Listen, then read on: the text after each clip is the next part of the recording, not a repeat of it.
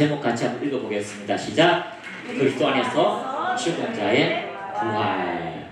자, 기초 교리에서 말하는 가장 중요한 핵심은 죽은 행실에서 회개하고요. 또 하나님에 대한 믿음, 신앙, 그리고 침례들, 그리고 안수, 그리고 난 다음에 우리가 그리스도에 대한 부활, 영원한 심판, 이것이 가장 중요한 핵심은 무엇이냐면 여러분을 통하여서 그 기초가 여러분에게서 성숙하도록 다가가야 되는 겁니다. 여러분이 자라나야 됩니다. 자, 옆에 분하고 인사합시다. 자랍시다. 성숙합시다. 확장의 개념하고는 좀 달라요. 확장의 개념하고 다릅니다. 부흥의 개념하고도 달라요.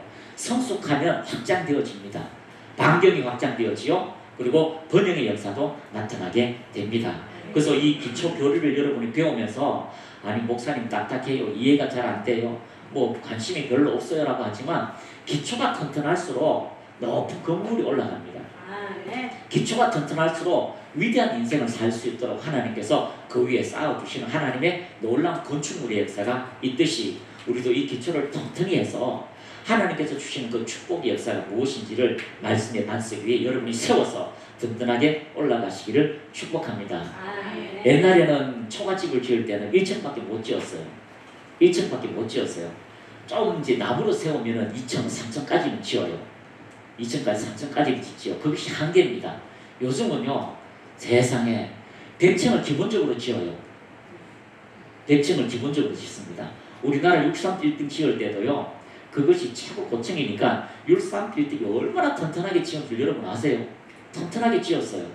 우리가 서울에 강남에 있을 때도 자기 처음으로 한국의 아파트라고 하는 것을 이제 주택공사에서 지으니까요, 세상에 얼마나 12층을 5층짜리 짓다가 10층을 지으니까 얼마나 튼튼하게 했든지 못이 안 들어가요. 못이 안 들어가.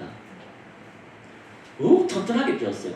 그리고 아파트를 처음 지으니까 무엇을 안 지었냐면 온돌로를 안 했어요.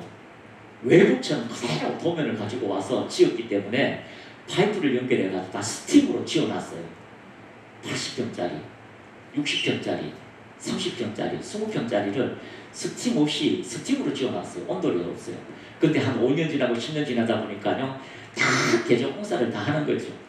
아파트가 이제 좀 들어서면서 이게 이제 온도를 해도 되는구나라는 거 아니까요, 다 온도를 까니까 기존 아파트가 40년 됐어요. 지금 그 아파트가. 그래서 온도를 다 까는 거예요. 우리도 마찬가지예요. 기초를 튼튼히 해놓으면 그 다음 우리가 발전하면 발전할수록 다른 것도 시공하고 다른 것도 할 수 있는 일들이 일어납니다. 부실공사는 어떻게 할까요? 부실공사는 다른 걸 못해요. 베란다 확장하다가요, 베란다 무너져 버려요. 그런 것처럼 말씀에 대한 부실이 있다면 여러분 새로운 신천지 또 새로운 거 이단들이 오면은요, 여러분이 금방금방 넘어갈 때가 많습니다. 또 여기 오늘 5번, 6번 이 5번째 교리, 6번째 교리는요, 우리가 보이지 않는 인생 이후의 인생이기 때문에 사람들이 어떤 말을 해도 잘 분별을 하지 못합니다. 그러나 성경은요, 이 죽음 이후의 사건을 정확하게 이야기하고 우리에게 어떤 목적을 가지고 살아가야 될 것인가에 대해서 이야기하고 있습니다. 그러므로 이 기초 교리가 여러분에게 점점점 성숙하시는 믿음으로 여러분에게 쌓아주시기를 축복합니다. 히브리서 5장 12절에서 보면 때가 오래되었으므로 너희가 마땅히 선생이 되었을 터인데, 때가 오래되어가지고 선생이 되었을 터인데 너희가 말씀의 초보에서 머물러 있다라고 말씀하고 있습니다. 히브리서 6장 2절 같이 읽습니다. 심내들과 안수와 죽은 자의 부활과 영원한 심판에 관한 구원의 틀을 다시 닦지 말고 완전한 대로 나아갈지니라. 다시 닦지 말라는 것은요, 그곳에 머물지 말라는 거죠. 계속해서 그 말씀이 중심이 되고요, 그것이 우리가 기초가 되어서 계속해서 올라가야 됩니다. 다시 닦지 말라는 것은 그곳에서 머물지 말라는 거죠. 다시 돌아가서 그곳에 머물지 말라는 겁니다. 기초가 계속해서 여러분 안에서 든든한 건물이 되어지도록 여러분이 상고해서 그 말씀으로 더 완전한 대로 여러분이 나아가시고 성숙한 대로 나아가시기를 축복합니다. 무술도 기초가 중요해요. 무술도 기초가 중요합니다. 화려한 무술 동작이 있지만요, 아침 일어나면 매일 해야 되는 기본 뭐 7가지, 12가지 기본 자세가 있습니다. 태권도도 기본 자세가 있습니다. 그러니까 그것이요 충분하게 뭐 어떤 사람은 3분 기초 자세를 3분밖에 못하다가 어떤 사람은 15분까지 하면요 튼튼해지는 거예요. 어떤 것도 다 할 수 있는 강건한 물체가 만들어지는 것입니다. 그러므로 여러분이 이 부활에 대하여 또 침례, 안수, 기초 교훈에 대해서요 계속해서 튼튼하게 싸우시면 더 높은 하나님의 차원 안으로 완전한 영혼을 구원하는 자로 여러분들이 나아가게 될 것입니다. 그래서 그리스도의 교리가 6가지로 나누어져 있지만 강상 중심된 핵심은 다 따로따로가 아니에요. 따라합니다. 예수님이 중심이다. 핵심은 예수님이에요. 5대 제사의 핵심이 뭐예요? 예수 그리스도예요. 성막의 핵심이 뭐예요? 예수 그리스도예요. 도피성의 핵심이 뭐예요? 예수 그리스도예요. 도피성에 대해서 얼마나 많은 이야기가 있습니까? 도피성에 혹시 도끼질을 하다가 도끼가 뽑혀가지고 상대방의 그 착한 사람을 때려서 그만 죽게 만들었다.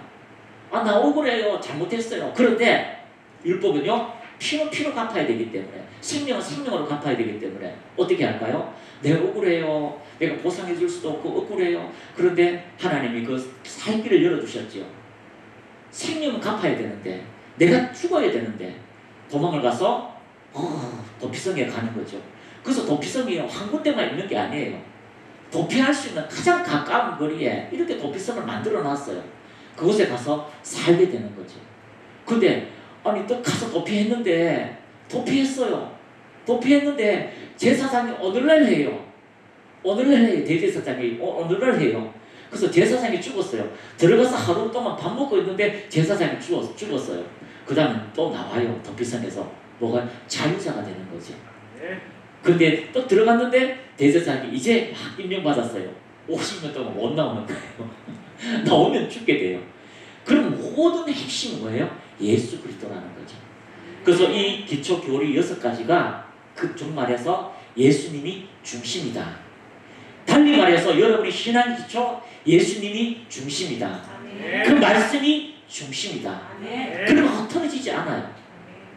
넘어지지 않아요. 그 말씀이 우리를 어떤 인생의 쓰나미가 와도 든든하게 우리의 인생을 세우는 축복의 역사가 나타나게 될 것입니다. 그래서 다시 한번 우리가 상고합니다. 죽은 행실에서 회개. 이것도 예수님이 중심이 되는 겁니다. 같이 읽습니다. 죄의 결과로 영적인 죽음이 오고 되었다. 하나님의 생명과 분리되어 죽은 삶. 죽은 행실에서 나오는 유일한 길은 예수뿐입니다. 예수 그리스도의 속량의 피 없이는 하나님께 갈 수가 없습니다. 사단이 주인 되었던 종살이에서 벗어날 수가 없습니다. 하나님 없는 죽은 삶에서 믿음으로 그리스도가 나의 구원자가 되셨고 죽은 행실에서 돌아서서 하나님만을 섬기는 자가 되었습니다. 중심이 뭘까요? 예수예요.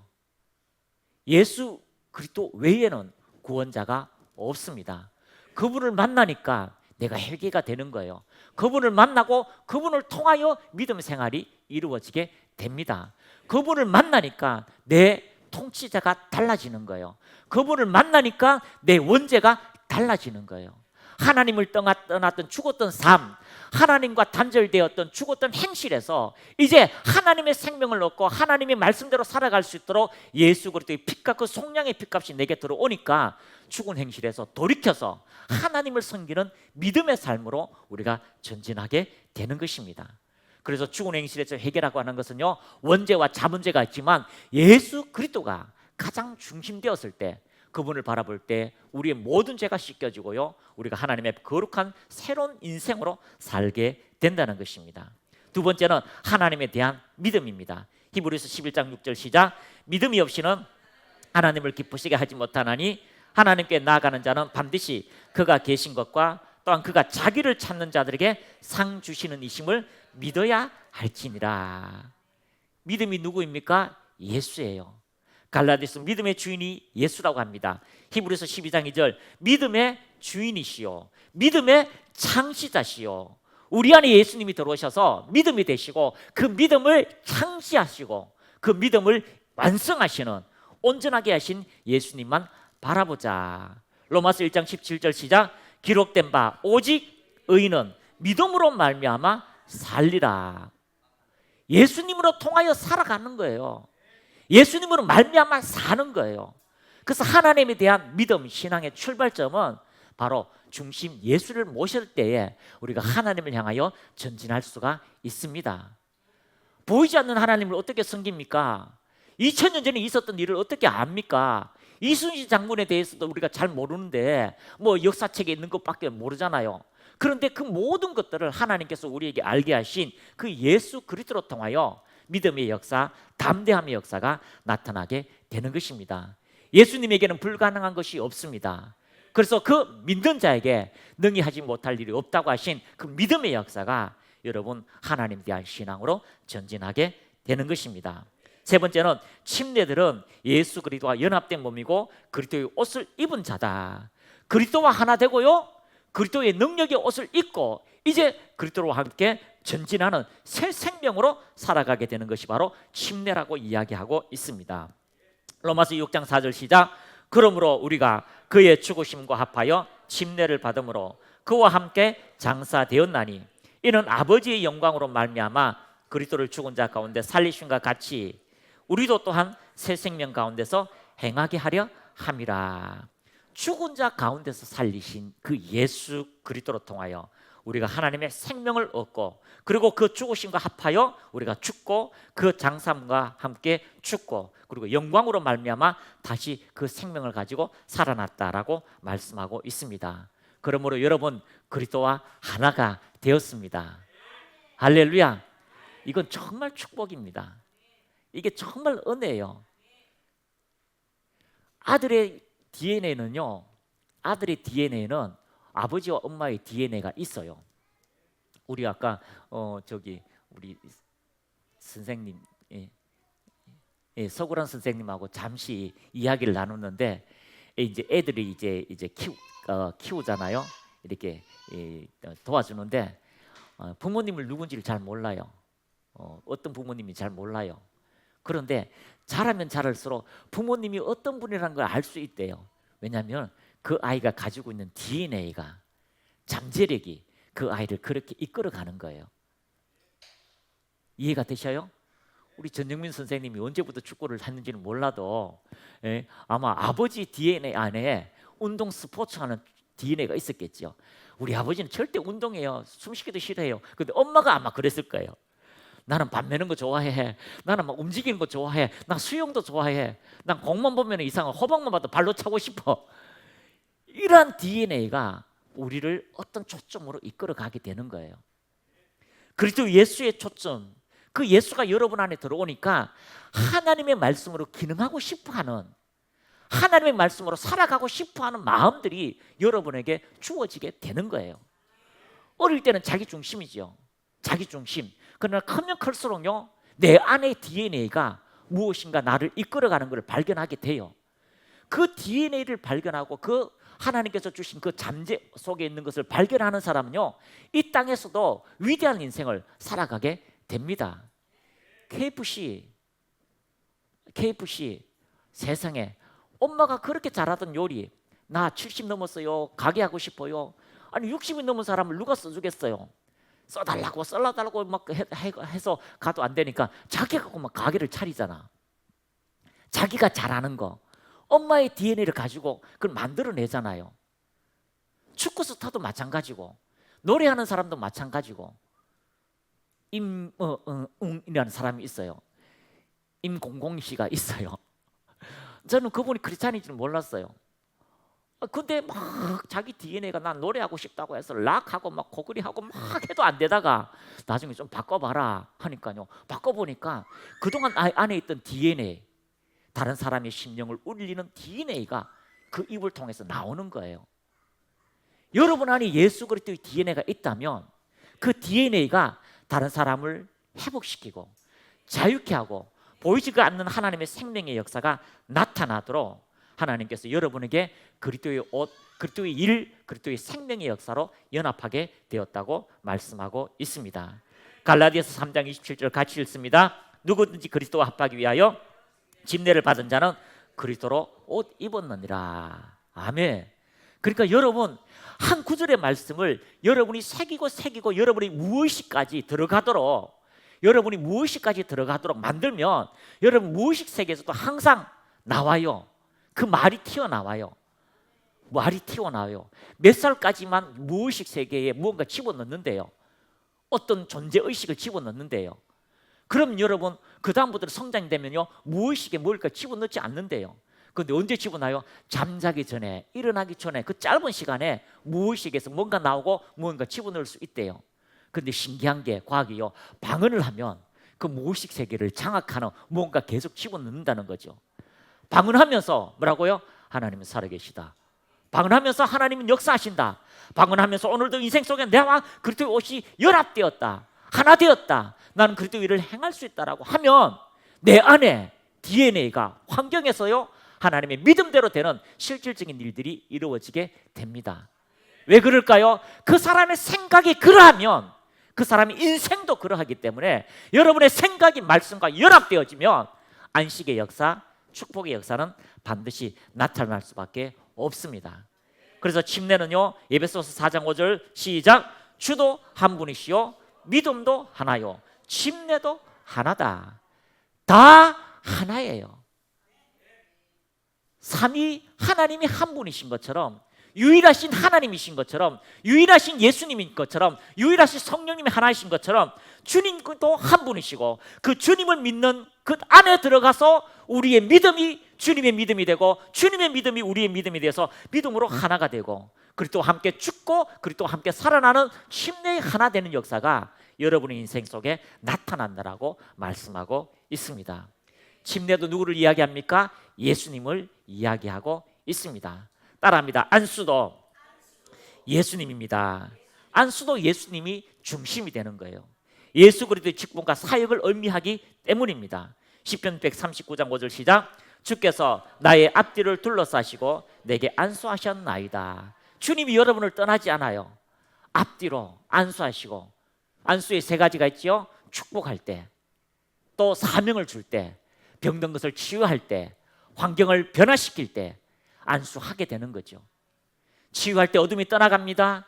치유할 때 재정이 변화됩니다. 자녀와 운이 정상이 됩니다. 자폐아도 정상이 됩니다. 그런 치유할 때 안수하게 되죠. 우리에게 그리스도의 사명을 줍니다. 여러분에게 그리스도께서 여러분이 오셨다면 여러분이 안수 받은 거예요. 그래서 여러분이 직분을 받았다는 것입니다. 축복을 선포할 때 그리스도의 그 능력이 여러분의 삶에 이루어지는 것은 예수 그리스도 이름을 외칠 때마다, 손을 얹을 때마다, 손을 뻗을 때마다 그리스도의 놀라운 기적의 역사가 여러분에게 나타날 수밖에 없습니다. 누가복음 13장 13절 시작. 안수하시니 여자가 곧 펴고 하나님께 영광을 돌리느니라. 어떤 여자입니까? 18년 동안 고통당하는 여자. 하나님께 기도하니까 영광의 역사가 나타나게 되는 것입니다. 사도행전 8장 17절. 이에 두 사도가 그들에게 안수하며 성령을 받는지라. 세상에 우리가 안수하니까요 전능하신 하나님이, 그 베드로와 오순절에 역사하신 그 성령님이 오늘도 동일하게 역사하시는 기적과 같은 일들이 이루어지게 되는 것입니다. 우리가 손을 얹지 않으면요 그리스도의 직분을 행하지 않는 것입니다. 그리스도의 옷을 입고 행하지 않으면, 믿음이 있다고 말하고 행함이 없으면 그 믿음은 죽은 것입니다. 죽었기 때문에 행하지 않는 거예요. 안에 DNA가 없기 때문에 싫은 거예요. 원숭이가 아무리 사람처럼 말하고 사람처럼 이야기해도 DNA가 다르기 때문에 원숭이는 말할 수가 없어요. 그냥 악악악악 하는 거죠. 물고기가 아무리 사람이 되고 싶어서 인어공주가 되어서 올라오고 싶어도 올라오면 허파가 달라요. 그것이 바로 하나님께서 우리에게 그리스도의 직분, 사명, DNA를 여러분에게 이미 임명하셨기 때문입니다. 그러므로 여러분이 어떤 존재라는 것을요 이 그리스도의 교리로 통하여 철저히 깨닫고, 예수 안에서 내가 어떤 존재이며 내가 예수 안에서 어떤 일을 행하며 예수 안에서 어떤 영광을 나타낼 것인가를 철저히 믿음으로 가지고 나갈 때에 하나님의 영광의 역사는 나타나게 될 것입니다. 다섯 번째, 죽은 자의 부활도 예수입니다. 따라합니다. 죽은 자의 부활 예수입니다. 이 땅에서 모든 사람은 다 죽었습니다. 죽은 자 중에 유일하게 부활하신 분이 누구라고요? 예수 그리스도입니다. 지금도 살아계시고 여러분과 함께 하시고 지금도 이곳을 보시고 역사하시는 그 주님이 오늘도 부활하셨다는 것을 이야기하고 있습니다. 그래서 예수님만이 유일한 죽음에서 부활하시고 부활의 몸을 입으시고 지금도 우리 가운데 함께 하신다고 이야기하고 있습니다. 모두 다 육체를 가지고 있지만 부활체를 가지신 분이 바로 예수 그리스도이십니다. 그분이 죽은 자 가운데 부활하셨고 오늘도 우리와 함께 행하신다는 것을 여러분이 발견하시기를 축복합니다. 그래서 모든 곳에 주님이 가시는 곳마다 부활의 영광이 나타나게 되는 것입니다. 변화의 역사가 이루어지게 되는 것입니다. 어제도 태국에서 전화가 와서 요즘 태국 목사님이 신났어요. 성도들이 계속 오고요. 변화가 역사가 오고 지금 얼마 안 됐잖아요. 12월 달에 가서 왔는데 지금 성도들이 치유가 일어나고 귀신들이 떠나가고 그렇게 하는데 목사님 이번에는 모여가지고 기도를 했는데요. 방언 막 하고 있는데 세상에 성경에 있던 감옥문이 막 진동이 하고 기도할 때 막 옥토가 흔들리진 것처럼 우리 막 그런 진동의 역사가 있었어요. 막 지진 같은 일들이 있었어요. 할렐루야. 아니 그래서 속으로 지나가는 트럭이 있는 게 아니에요. 트럭 지나가면 잠깐이잖아요. 혹시 지진이 있는 거 아니에요. 거기만 그런 거예요. 할렐루야. 그리고 목사님 전에 막 귀신 들어서 집에 큰 귀신이 있어서 그 선임이 왔다가 그 귀신 쫓아내려고 선임이 왔다가 집에 들어서는 순간에 그걸 스님이 막 기절해 버려서 도망갔는 그 집이 있잖아요. 제가 가자마자 귀신이 막 소리도 없이 떠났던 그분이 저희들을 초청했어요. 그 절간이 큰 절간이 있고 그 마을 중간에 자기 집이 그 집이 있대요. 근데 그 지역에 어떤 소문이 있냐면 귀신이 하도 강력하게 역사해가지고 큰 귀신이 있어서 다 질병을 다 줬대요. 같은 질병이 다 집 안에 다 있대요. 어떤 지역에 가면 그래요. 두통이 많은 지역이 있고요. 그렇게요. 그래서 그 기준으로 다 그런 질병을 가지고 있대요. 그런데 이번 주에 목사님 저희들이 그곳에 갑니다. 목사님 기도했었어요. 그 절간에서도 그 귀신을 못 쫓아내고 그 마을 귀신을 못 쫓아냈는데 우리가 가면요 귀신이 떠날 겁니다. 병이 치유될 것입니다. 그래서 그 가족을 다 모아가지고 예배 드린대요. 그래서 하나님 말씀을 선포하고 가는데 처음에는 우리 성도들 보고 가자 하니까 성도들이 목사님 안 가요. 왜? 거기 큰 귀신이 있대요. 악한 귀신이 왔는데 혹시 갔다가 우리한테 옮아오면 어떻게 해요? 그런데 그렇지 않다. 그리스도의 옷을 입었다. 경찰이 강도를 무서워하는 게 있냐? 우리가 그리스도 예수의 피 능력이 우리 안에 있다. 거듭났다. 그렇게 하니까 그래요. 그래서 이번에는요 성도를 통째로 다 들고 가서 거기서 기도한대요. 그래서 방언으로 막 기도하고요 막 기도하면 하나님이 역사하실 것이다 라고 하는데 그것도 지혜롭게 하십시오. 그래서 하나님 반드시 일하실 겁니다. 왜 그럴까요? 우리가 그리스도께서 우리에게 부활하셔서 우리와 함께 하시기 때문이에요. 부활하셔서 우리에게 은혜를 주시기 때문이에요. 그분은 죽은 자가 아닙니다. 그분은 죽은 자 가운데서 살아나신 유일한 분이시고 지금도 우리 가운데 함께 하시고 우리의 마음을 아시고 우리의 환경을 아시고 여러분과 동행하시는 이 열방의 빛교회만 있는 것이 아니라 세계 모든 그리스도인에게 함께 하시는 주님이 부활하셔서 우리와 동행하고 있다는 것을 여러분이 발견하시기를 축복합니다. 이번 주간에도 이제 목사님, 여자 목사님 사모님이 오셔서 이제 저기 순천에서 몇 시간을 차 타고 왔다. 아침 9시에서 출발했는데 여기 한 6시간, 7시간 걸렸나 봐요. 버스 탔다가 지하철 탔다가 막 이렇게 와서 한 7시 이렇게 넘게 이렇게 왔다가 사모님 피곤하시지요? 예, 피곤해요.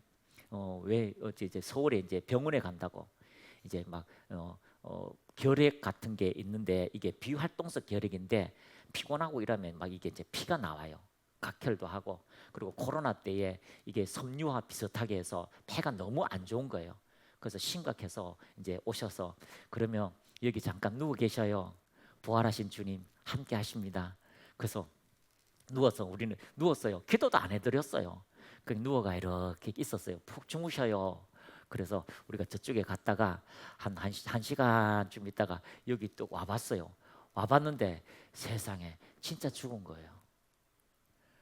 보니까요 입을 떡 벌리고요 이렇게 벌리고요 그냥 죽은 것 같아요.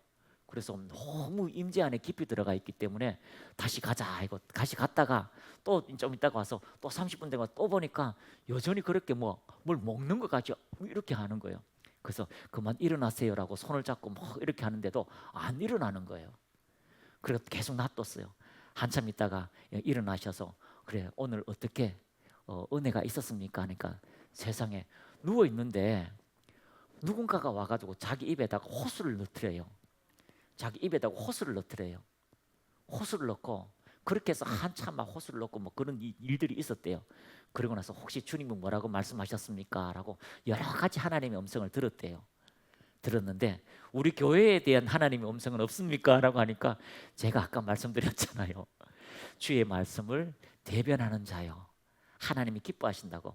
할렐루야. 그게 다예요. 혹시 언제 이전하는지 혹시 뭐 다른 일은 없는지. 하나님은요 하나님의 말씀에 초점이 있는 거예요. 네가 이 땅에서 뭐 위대한 뭐 돈은 100억 200억 있고 그 하나님 관심 없어요. 하나님 말씀대로 순종하는가, 그게 가장 하나님의 말씀의 초점이라는 걸 발견하게 됩니다. 그리고 그 다음 날요 병원에 갔다가 엑스레이 진찰 다 하고 막 점검을 다 받았대요. 그런데 의사가 분명히 안 좋은데 약을 먹으래요. 의사가 그래서 자기가 이상하다 해서 또 다른 분한테 보냈대요. 약을 먹으면요 한 40알을 먹는 거예요. 40알을 먹어요. 그러니까 약으로 그게 이제 막 죽이는 거예요. 약으로 몸을 죽이는 거예요. 그런데 의사가 이렇게 보더만 이건 약을 먹어야 될지 말아야 될지 좀 갸우뚱하대요. 그래서 약 먹지 말고 그냥 몸조리 한번 하고 기다려 봅시다. 이렇게 해서 왔대요. 할렐루야. 하나님이 만지시는 거예요. 하나님 만지시는 거예요. 그래서 우리의 삶에 그 부활하신 주님이 우리와 함께 있다는 걸 우리 여러분이 발견하시고 죽은 자 가운데서 살아나셨다. 그것은 여러분의 몸도 살리시는 것이고 여러분의 인생도 살리시는 것이고 여러분의 재정도 살리시고 여러분의 삶도 살리시는 분이라는 것을 발견하시기를 축복합니다. 그리고 여섯 번째 우리가 잘 아는 영원한 심판의 중심도 누구라고요? 예수. 그래서 요한복음 5장 21절 22절 같이 읽겠습니다. 아버지께서 죽은 자들을 일으켜 살리심과 같이 아들도 자기가 원하는 자들을 살리느니라. 아버지께서 아무도 심판하지 아니하시고 심판을 다 누구에게요? 아들에게 맡기셨다. 할렐루야. 심판도 예수 그리스도입니다. 그분이 우리로 통하여서 은혜의 심판, 축복의 심판, 상급의 심판으로 오게 될 것입니다. 그래서 이 다섯 번째, 여섯 번째는요 어떻게 보면은 우리가 좀 관심이 없는 분야가 있어요. 왜냐하면 인생 이후의 인생이고요 죽음 이후의 인생이기 때문에 많은 사람들이 뭐 죽으면 이런 일도 있고 저런 일도 있고 나는 관심 없어요 라고 하지만 가장 중요한 것은 지난 시간에도 말씀드린 것처럼 부활은 우리의 목적이 되어야 됩니다. 부활은 우리의 표대가 되어야 됩니다. 부활이 우리의 인생 속에 가장 표대가 되고요 중심이 되면 우리가 금메달을 따는 것처럼 어떤 땀과 수고와 노력도 금메달을 따는 것처럼 우리가 부활의 영광에 동참하기 위해서 여러분이 전진하시기를 축복합니다. 우리 같이 읽습니다. 인간은 영과 육이 분리되는 죽음의 순간이 옵니다. 그 죽음 이후 영원한이라는 장소로 들어갑니다. 부활과 영원한 심판은 시간의 개념을 넘었습니다. 영원함이란 이 땅의 개념이 아닙니다. 이 땅에서는 영원이라는 것이 존재하지 않습니다. 영원은 본질상 시간과 다르다. 영원은 전적인 하나님의 속성이며 하나님의 영역이다. 아멘. 자기 나 영원토록 사랑할? 영원토록이 없어요. 어제 있던 것이 오늘요 있지 않아요. 1000만 년, 10,000년 있을 것 같아요? 안 그래요. 태양도 다 사라질 거예요. 이 땅도 다 사라질 거예요. 그러나 영원이라는 것은요 주님만이 영원하신 거예요. 시편 90장 2절 시작. 산이 생기기 전 땅과 세계도 주께서 조성하시기 전 곧 영원부터 영원까지 주는 하나님이시니라. 아멘. 그러므로 영원이라는 것은요 시간 개념이 없어요. 영원토록 시간이 막 캬깍캬깍 가는데 오래 사는 그런 개념이 아니에요. 이 영원이라는 것은요 우리가 이해하지 못하는 개념이에요. 마치 애벌레가 바닥에서 막 깜깜한 곳에 기어다가요, 어느 날 한숨 쉬려고 바깥에 나와보니까 탈피하고 날개 다르고 하늘을 날듯이, 그때부터는요 꿀을 먹고 다른 인생을 살듯이 영혼이라는 것은 우리의 개념이 아니에요. 이 몸도 후피합니다. 그러나 영원하신 주님이 우리 안에 DNA로 오셔가 영원토록 하나님의 생명, 하나님의 그 속성 안에 영원함이 있기 때문에 그 하나님의 영역으로 들어가면요, 하나님의 그 영원한 은혜가 여러분의 심령 속에 살아가게 되는 일들이 이루어지게 되는 것입니다. 이 죽음 이후의 인생은 영원함이라는 곳에 들어가게 돼요.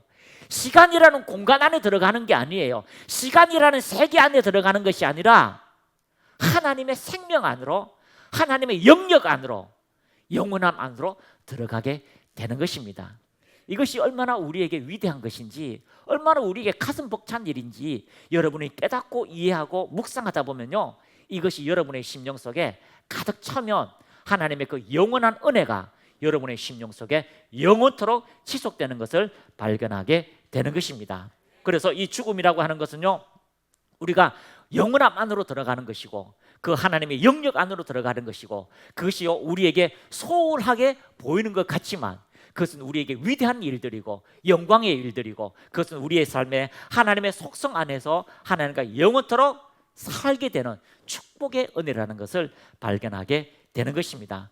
그래서 초대교회는 이 부활에 대해서 굉장히 강조하는 일들이 너무너무 많습니다.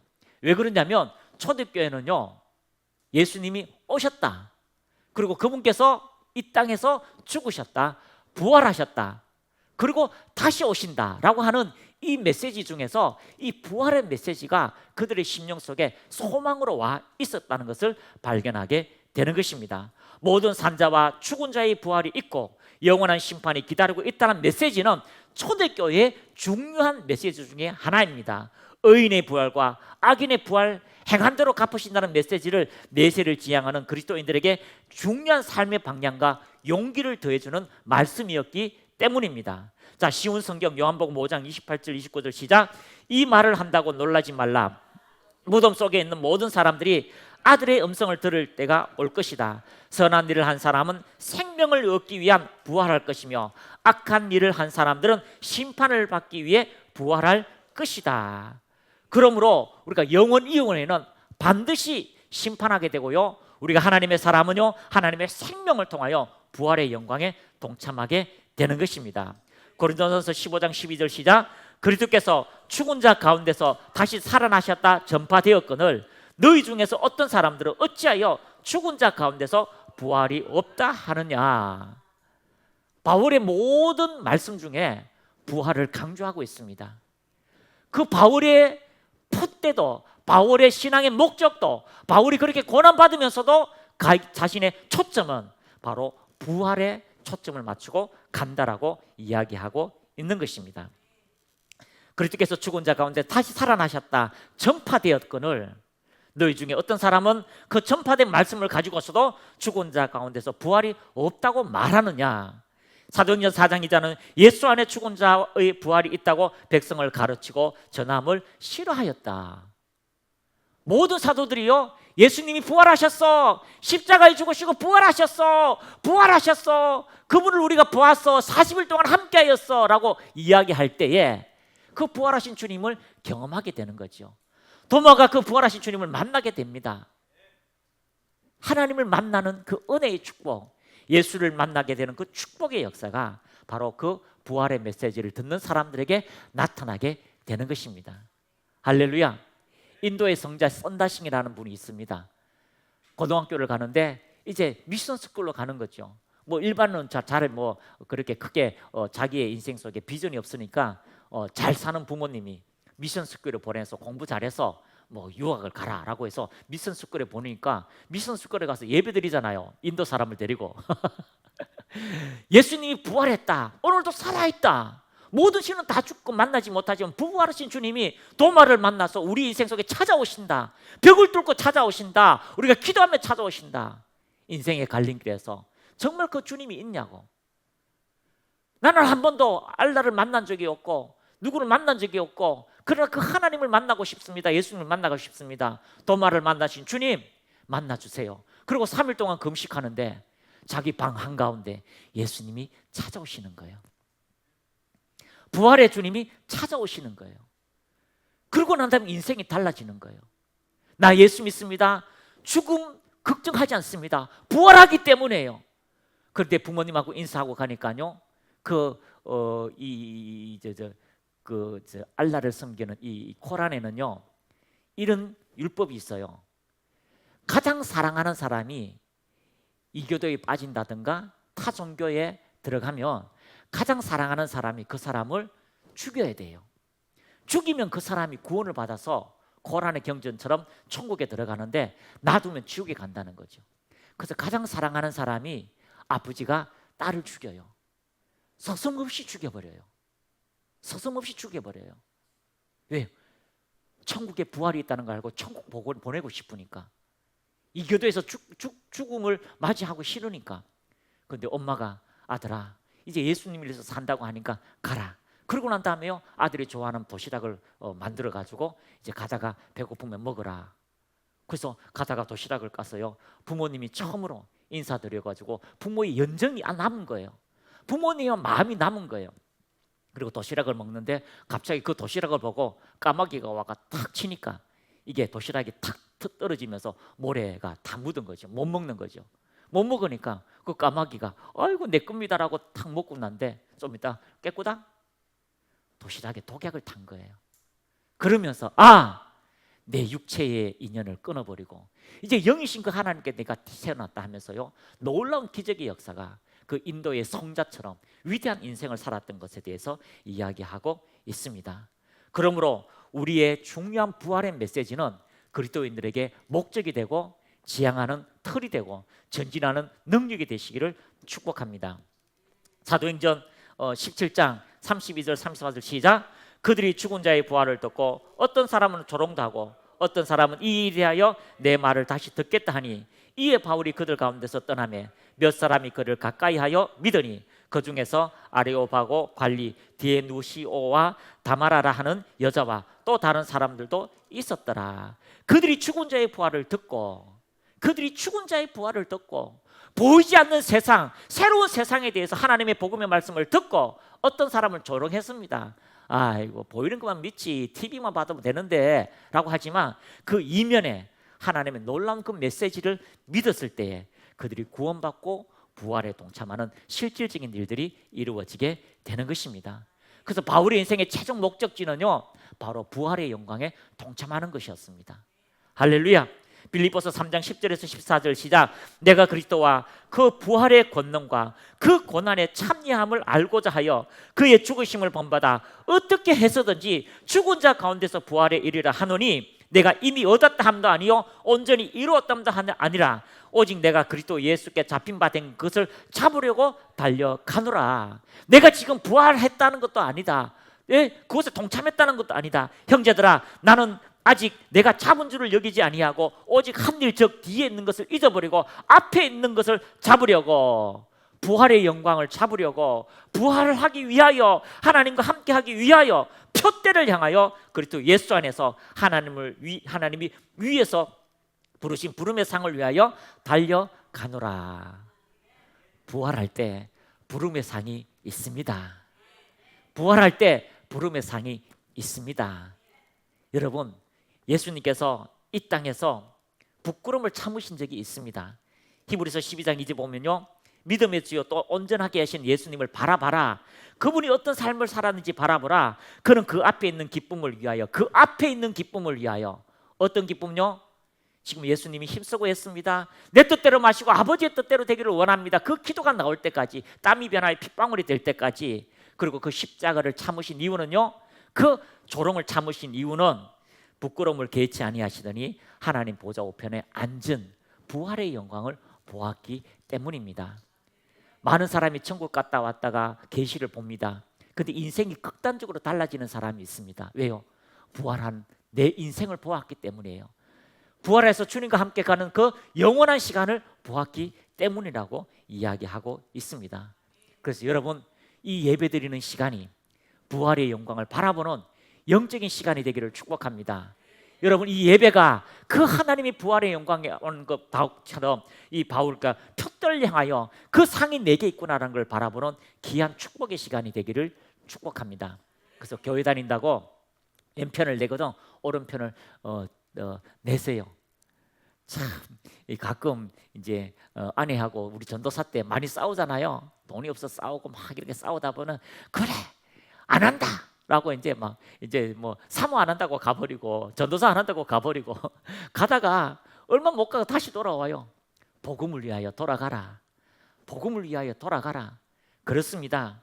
우리가 부름의 상을 위하여 달려가시기를 축복합니다. 부름의 상을 위하여 전진하는 바울이 결국 순교 자리까지 간 것처럼 여러분도 그런 은혜가 넘치기를 축복합니다. 그래서 부활의 영광이 다 다릅니다. 고린도서 15장 41절 44절 시작. 태양에는 태양의 영광이 있고 달과 별에도 각기 영광이 있습니다. 그리고 별 하나하나에도 아름다운 광채가 차이가 있습니다. 이와 같이 죽으면 썩어질 우리의 땅에 위에 있는 몸도 다시 살아날 때에는 썩지 않는 몸으로 다시 살아날 것입니다. 지금 우리가 가지고 있는 몸은 병이 들거나 죽기 때문에 우리를 공경에 빠지게 하지만 다시 살아날 때는 영광에 가득 찬 몸이 될 것입니다. 그렇습니다. 지금은 죽을 수밖에 없는 연약한 몸이지만 우리가 다시 살아날 때는 굳센 몸이 될 것입니다. 지금은 죽음을 앞둔 인간의 몸이지만 다시 살아난 뒤에는 영적인 몸이 될 것입니다. 자연적인 인간의 몸이 있는 것처럼 초자연적인 영적인 몸도 있기 때문입니다. 그렇습니다. 달의 영광이 다르고 해의 영광이 다르고 별과 별의 영광이 다른 것처럼 죽은 자의 영광도 부활의 영광도 다르다라고 말씀하고 있습니다. 그러므로 이 부활의 영광을 향하여 전진하시기를 축복합니다. 히브리서 11장 35절 37절 같이 읽습니다. 여자들은 자기의 죽은 자들을 부활로 받아들이기도 하며 또 어떤 일은 더 좋은 부활을 얻고자 하여 심한 고문을 받되 구차히 풀려나기를 원하지 아니하였으며 또 어떤 이들은 조롱과 채찍질 뿐 아니라 결박과 옥에 갇히는 시련도 받았으며 돌로 치는 것과 톱으로 켜는 것과 시험과 칼로 죽임을 당하고 양과 염소의 가죽을 입고 유리하여 궁핍과 환난과 학대를 받았다. 히브리서는요 더 좋은 부활이 있다라고 말씀하고 있습니다.